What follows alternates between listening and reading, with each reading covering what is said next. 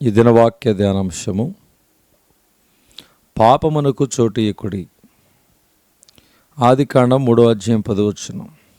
నేను తోటలోని స్వరము వినినప్పుడు దిగంబరినిగా ఉంటిని గనక భయపడి దాగుకొంటినాను. మొట్టమొదట పాపము ఏదేను తోటలోనే ప్రారంభమయ్యింది. భయపడి మొదటి మానవుని పేరు ఆదాము. ఆది తల్లిదండ్రులకు ఆదాము, అవ్వ పాపము చేసి సాతానుకు బానిసలైరి. పాపము ఆదామునకు దేవునికి మధ్య పెద్ద ఎడబాటును కలగజేసెను. పాపము చేయుటకు ముందు దేవుని స్వరము ఆదాము అవ్వలకు మధురముగా ఉండెను. చల్లపూట దేవునితో సంచరించుట ధన్యకరమైన అనుభవముగా ఉండెను. నిత్యము ఆనందించుచుండిరి గాని పాపము ప్రవేశించినప్పుడు ఆ ధన్యతను కోల్పోయిరి. మధురమైన దైవ సన్నిధి మటుమాయమయ్యను. విపరీతమైన భయము వారిని ఆవరించెను. దేవుని బిడ్డలారా, పాపమును ద్వేషించు దూరపరచండి. పట్టుదల గలవారై అతిక్రమమును తొలగించండి. మీ దోషములు మీకును మీ దేవునికిని అడ్డముగా వచ్చెను. మీ పాపములు ఆయన ముఖమును మీకు మరుగుపరిచిన గనుక ఆయన ఆలకింపుకున్నాడు.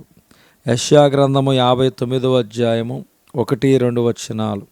రాజుకు దావీదు పాపము చేసినప్పుడు ఇట్లనెను: నా అతిక్రమములు నాకు తెలిసే ఉన్నవి, నా పాపమెల్లప్పుడు నా ఎదుట ఉన్నది. నీకు కేవలము నీకే విరోధముగా నేను పాపము చేసి ఉన్నాను. కీర్తన గ్రంథము 51:3-4. నీ సన్నిధి నుండి త్రోసివేయకము, నీ పరిశుద్ధాత్మను నా యొద్ద నుండి తీసివేయకము అను దావీదు మనవని దేవుడు అంగీకరించెను. జ్ఞానియగు సొలొమోను పాపము మరియు కనికరమును గూర్చి చక్కగా ప్రస్తావించుచున్నాడు.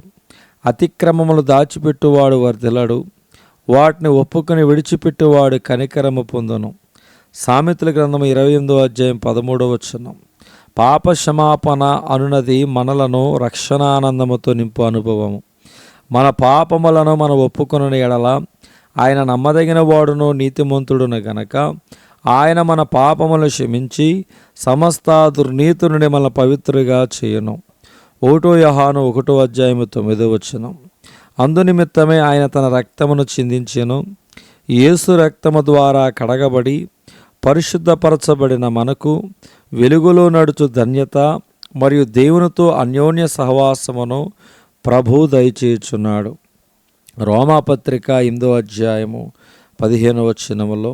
ఏలయనగా మరలా భయపడకు, మీరు దాస్యపు ఆత్మను పొందలేదు కానీ దత్తపుత్రాత్మను పొందితిరి. దేవుడి వాక్యము ఈ దినము దీవించునుగాక. ఆమేన్.